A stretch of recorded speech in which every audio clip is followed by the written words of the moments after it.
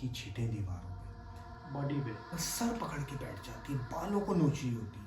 बंदिश हुई हुई, कोई चीज़ आती है, यानी कि आइसक्रीम सिर्फ उड़ती हुई नजर आ रही है, आइसक्रीम उठाती है और साइड में ले जाके रख देती है। गोश्त भी गायब, अब डालने वाले हाथ नहीं दिख रहे। बगैर सवाल किए और उस बाबा ने इसको बोल दिया कि आपको यकीन आ गया है। वो एक झटका सा पड़ा उसकी वाइफ। अस्सलाम वालेकुम नाज़रीन, आप देख रहे हैं खामोशी 01 हॉरर पॉडकास्ट और मैं हूं आमिर शफकत तारड़। मेरे साथ मौजूद है सैयद असद अब्बास। अस्सलाम वालेकुम असद भाई, कैसे हैं आप? वालेकुम सलाम, अल्लाह का शुक्र है आमिर। और असद भाई, आज आप कौन सी नाज़रीन के लिए हॉरर स्टोरी लेकर आए? फैसलाबाद से ज़िशान ने हमसे शेयर किए और उसका ये बताना था कि इनके कोई प्रॉपर्टी का कोई इशू था और हुआ कुछ इस तरीके से। इनके वालिद साहब बीमार हैं, काफ़ी अरसे से बीमार थे, तो वो प्रॉपर्टी जो है वो ज़िशान और नासिर, ये दो भाई हैं और बाकी बहनें, 4 बहनें 2 भाई, इनके वालिद साहब जो हैं वो प्रॉपर्टी डिवाइड कर देते हैं। तो जो नासिर होता है छोटा वाला भाई, वो बहुत शोर करता है कि आप बहनों में क्यों प्रॉपर्टी डिवाइड कर रहे हैं, हम दोनों भाइयों में डिवाइड कर दें। अच्छा, नासिर के दिल में लालच थी कि हम दोनों भाइयों में प्रॉपर्टी डिवाइड हो जाएगी तो हमें हिस्सा ज़्यादा मिलेगा, बहनों में हिस्सा ना आ जाए। तो इनकी काफ़ी लड़ाई, काफ़ी अनबन होती है आपस में। तो अब इन दिनों में इनके वालिद साहब का इंतकाल भी हो जाता है। नासिर के दिमाग में वो बात थी, वो बदले की सूरत में बन जाती है कि बहनों को इन्होंने प्रॉपर्टी क्यों दी। फादर ने बहनों को भी प्रॉपर्टी दे दी और इनको भी दे दी, बच्चियों को भी दी और बच्चों को भी दी, बेटियों को भी इन्होंने प्रॉपर्टी डिवाइड करके दी, इक्वल करके दी, कम ज़्यादा वाला कोई हिसाब नहीं था। खैर, ज़िशान की शादी होती है। शादी से पहले, ज़िशान की शादी से पहले का एक वाक़या ये होता है कि जब प्रॉपर्टी डिवाइड हो जाती, सब अपने अपने घर को हो जाते हैं, तो ज़िशान की शादी से पहले ज़िशान के ना दाने निकलना शुरू हो जाते हैं और ख़ारिश होना शुरू हो जाती है बॉडी पे। और ऐसे दाने होते हैं कि वो परेशान हो जाता है, डॉक्टर्स तब्दील करता है, उसको सुकून नहीं मिलता। खैर, 6 महीने बाद ज़िशान की शादी होती है। शादी के तकरीबन 8 से 9 महीने के बाद उसकी, ज़िशान की वाइफ के साथ एक वाक़या होता है कि वो दीवार से कोने में जाके अपना सर पकड़ के बैठ जाती है, बालों को नोच रही होती है। ज़िशान भागता हुआ जाता, पूछता क्या हुआ तुम्हारी। खैर, वो ये कहती है कि काफ़ी दिन से मगरिब के बाद मेरी तबीयत में तब्दीली होना शुरू हो जाती है, मेरे हाथ पैर भारी होना शुरू हो जाते हैं, शोल्डर भारी होना शुरू हो जाते हैं, मुझे चक्कर आना शुरू हो जाते हैं कि मेरा बस नहीं चलता कि मैं दीवार में अपना सर मारूं। तो ज़िशान ने कहा, तुम्हें इतने दिन से हो रहा है, तुमने मुझे अभी तक नहीं बताया। तो कहा, मुझे कुछ समझ में नहीं आ रहा, रात भर बेचैनी रहती है। खैर, वो ज़िशान क्या करता है, मुल्तान किसी साहब के पास जाता है। फैसलाबाद से मुल्तान जाता है। हाँ, और वो उनको ये मामला बताता है। तो वो साहब ये कहते हैं कि तुम्हारे ऊपर बंदिश हुई है, तुम बदनज़र का शिकार हो। बंदिश हुई हुई, हाँ। ज़िशान ये बातें सुनता है, वो मानता तो है नहीं इन चीज़ों को। ज़िशान आ जाता है घर। जिस रात वो आता है तो वो आइसक्रीम लेता हुआ आता है अपनी वाइफ के लिए रास्ते से। आमिर वो आइसक्रीम रख के बैठता है अपनी वाइफ के साथ। कोई चीज़ आती है, अब उनको नहीं दिख रही, आइसक्रीम उठाती है और साइड में ले जाके रख देती है और वो खाना शुरू हो जाती है। अब ये चीज़ ज़िशान, उसकी वाइफ दोनों देख रहे हैं कि यार आइसक्रीम उठाई किसने, और उठाने वाला भी नहीं दिख रहा। यानी कि आइसक्रीम सिर्फ उड़ती हुई नजर आ रही है और किसी कोने पे जाके ज़मीन पे रख देते हैं या हवा में ही रहती है? नहीं, टेबल पे रख देते हैं, जैसे कि हम बैठे हुए तो टेबल पे कोई चीज़ रख के खाते हैं। ओके। तो ये हुआ। अब ज़िशान अपनी वाइफ का हाथ पकड़ता और घर से बाहर निकल जाता है डर के मारे। वो रियलिटी में देख लेता है, पहले तो नहीं मानता। जिस दिन वो बुजुर्ग से मिलकर आया, उन्होंने सब कुछ बताया इसको, ये नहीं मानता था, लेकिन इसको मानना पड़ गया। मनवा लिया ना उन्होंने। हाँ, अब किसी होटल में जाके स्टे करते हैं, क्योंकि ज़िशान को, जब ज़िशान ने देख लिया तो उसको डर बहुत लगने लगा।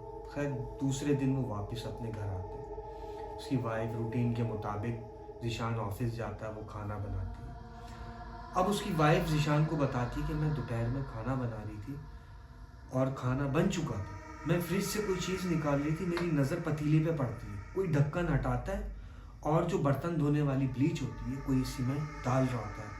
अब डालने वाले हाथ नहीं दिख रहे, सिर्फ बोतल नजर आ रही है। बोतल नजर आ रही। अब वो कहती है कि मैंने डर के मारे आपको उस वक्त फ़ोन किया यही बताने के लिए कि फिर कोई मामला हो जाता है। ज़ीशान ऑफिस से घर भागता हुआ आता है। जैसे ही घर पहुंचता है वो पानी पीने के लिए फ्रिज खोलता है। आमिर जितना उन्होंने गोश्त और फिश रखी हुई थी वो स्टॉक ला के रखता था कि रोज़ रोज़ जाना ना पड़े। आमिर सब गायब, गोश्त भी गायब, फिश भी गायब। अब कुछ पीसेस गिरते हुए जा रहे थे और वो पीसेस सहन से सीढ़ियों से ऊपर छत की तरफ जा रहे थे। ज़ीशान अपनी वाइफ के साथ देखता देखता छत पर जाता है और छत पे जैसे ही पहुंचता है, पहुंचने के बाद ज़ीशान तो नॉर्मल रहता है, उसकी वाइफ बेहोश हो जाती है। वो क्यों? बस उसको एक झटका सा पड़ा उसकी वाइफ। अब वो जो मखलूक थी वो हिट करती है इसकी वाइफ को, ज़ीशान की वाइफ को। और ज़ीशान अपनी वाइफ को जैसे तैसे करके उठाता है। उठाने के बाद नीचे पानी इसके ऊपर पिलाता है, पानी मारता है। थोड़ा टाइम लगता है, होश में आती है। फिर ये लोग घर से निकलते हैं, आयतल कुर्सी पढ़ते हुए, नादेली पढ़ते हुए लोग घर से निकलते हैं। जैसे तैसे करके अपने रिश्तेदारों के यहाँ पहुँचते हैं। खैर रात गुजर जाती है। अब ज़ीशान को अपना लैपटॉप और अपने मोबाइल ये चीज़ें लेनी थी, सब छोड़ छाड़ करके जल्दी जल्दी घर से निकलते हैं, लॉक करके निकल जाते हैं। ज़ीशान अकेला जाता है घर। जैसे ही घर जाता है देखता है कि उनके घर में क्रेट रखे थे कोल्ड ड्रिंक के। ओके। उसके कैप लॉक है लेकिन उसके अंदर कोल्ड ड्रिंक गायब। कोल्ड ड्रिंक भी गायब, उसके अंदर कैप लगे हुए हैं। कैप लगे में कोल्ड ड्रिंक गायब है। 2 क्रेट रखे हुए थे, दोनों क्रेटों में से कोल्ड ड्रिंक गायब थी। अब ज़ीशान के तो दिल दिमाग में खौफ तारी था। जैसे ही वो अपने कमरे में आता है देखता है खून की छींटें दीवारों पे, कपड़ों में सुराख हुए हैं। जो कोट वो ऑफिस अक्सर और बेशतर ज़्यादा यूज़ में होता है उसमें सुराख हुए हैं, बड़े बड़े सुराख हुए हैं। अब ज़ीशान जैसे तैसे करके चीज़ें छोड़ता है, अपना मोबाइल लैपटॉप लेके वहाँ से निकलता है। सीधा वो जाता है मुल्तान उसी साहब के पास। अपनी वाइफ को लेके? वाइफ को लेके नहीं जाता, अकेला जाता है।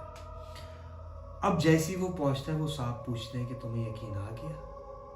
वो कहता है हाँ मुझे यकीन आ गया, मेरे साथ ये मामला हुआ है।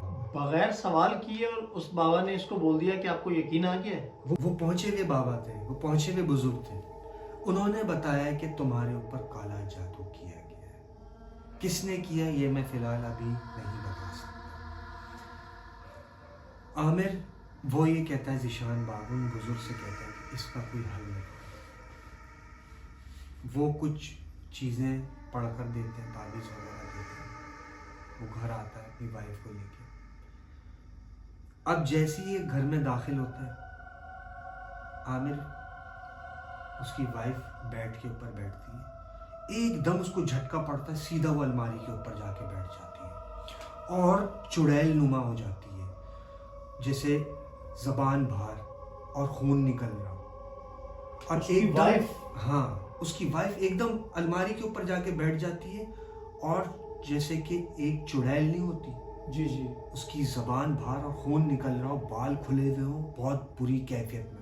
अलमारी से ऊपर से कोई धक्का मारते नीचे ज़मीन पे आके गिरती, फिर दूसरा धक्का लगता ऊपर डिवाइडर के ऊपर जाके बैठ जाती। 2-3 दफ़ा उसके साथ ये होता है। ज़ीशान घर से बाहर भाग जाता है अपनी वाइफ को छोड़ के।